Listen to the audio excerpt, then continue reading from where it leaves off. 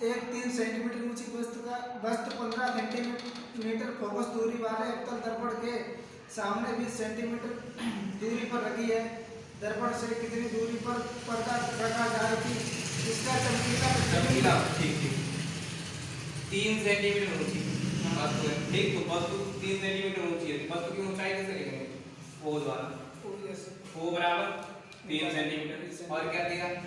और वस्तु 15 centimetre focus दूरी दे रखी है। फोकस दूरी स्मॉल ए बराबर 15 सेंटीमीटर। अब आप ये बताइएगा कि दर्पण आपका अवतल है या अवतल है? अवतल दर्पण है, अवतल है तो नेगेटिव रहेगा। ठीक है। और अवतल दर्पण के सामने 20 सेंटीमीटर दूरी पर रखी है। अवतल दर्पण के सामने 20 सेंटीमीटर दूरी पर रखी है। तो अवतल दर्पण के सामने अगर 20 सेंटीमीटर दूरी पर रखी है, जब किसी भी दर्पण चाहे अवतल हो चाहे उत्तल हो, उसके सामने अगर कोई वस्तु रखी जाती है तो वो आपकी वस्तु की दूरी हो जाएगी। और वस्तु की दूरी हम किससे लिखते हैं?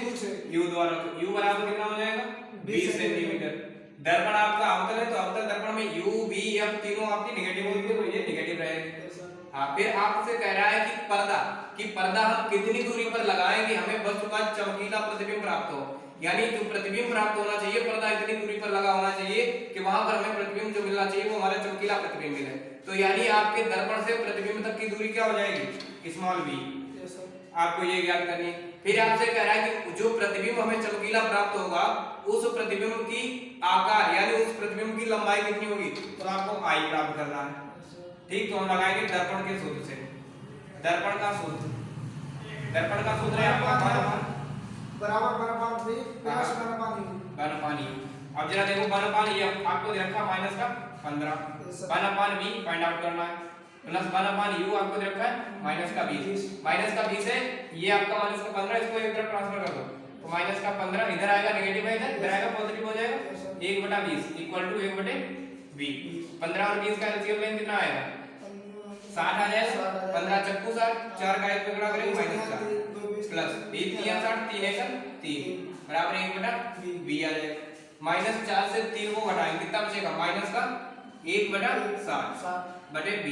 कैसे गुणा करेंगे? v बराबर कितना आ जाएगा? माइनस का 60 सेंटीमीटर। यानी आप कहेंगे कि जो हमारा पर्दा लगा होना चाहिए वो 60 सेंटीमीटर दूर लगा होना चाहिए।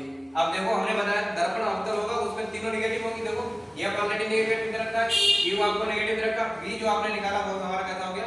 नेगेटिव हो गया। नेगेटिव। अब हमको क्या चाहिए? i चाहिए, प्रतिबिंब का आकार चाहिए। तो प्रतिबिंब के आकार के लिए आपने पढ़ा है आवर्धन क्षमता m बराबर i/o बराबर -v/u। अब देखो i हमें पता करना है, o हमें वस्तु का आकार दे रखा है कितना? 3 सेंटीमीटर, माइनस v जस्ट अभी हमने निकाला है माइनस का 60, u हमारे पास कितना है?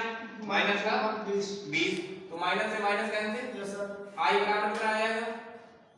i बटे 3 और ये हो जाएगा आपके पास 60 बटे 20 माइनस का 20 3 60 तो i बटे 3 बराबर माइनस का 3/1। कैंसिल गुणा कर दो i आ जाएगा और माइनस 3 3 9 आ जाएगा। यानी जो प्रतिबिंब बनेगा वो 9 सेंटीमीटर बनेगा। लेकिन ये नेगेटिव चिन्ह हमें क्या बता रहा है? नेगेटिव चिन्ह ये बता रहा है जो प्रतिबिंब बनेगा वो हमारा उल्टा बनेगा। यानी नेगेटिव डायरेक्शन हमको दे रहा है कि प्रतिबिंब जो बनेगा वो उल्टा बनेगा और हमारा कितनी दूरी पर? 60 सेंटीमीटर दूरी पर बनेगा। प्रतिबिंब जो हमारा होगा वो वस्तु का ठीक 2 गुना होगा, वो 3 गुना होगा, क्योंकि यहाँ पर आप वो दे रखा 3, यहाँ दे रखा आपके पास माइनस का 9। ठीक, तो प्रतिबिंब जो बनेगा वो हमेशा 3 गुना बनेगा। ठीक, नोट कर ले, बस यही आपका फोकस दूरी वाले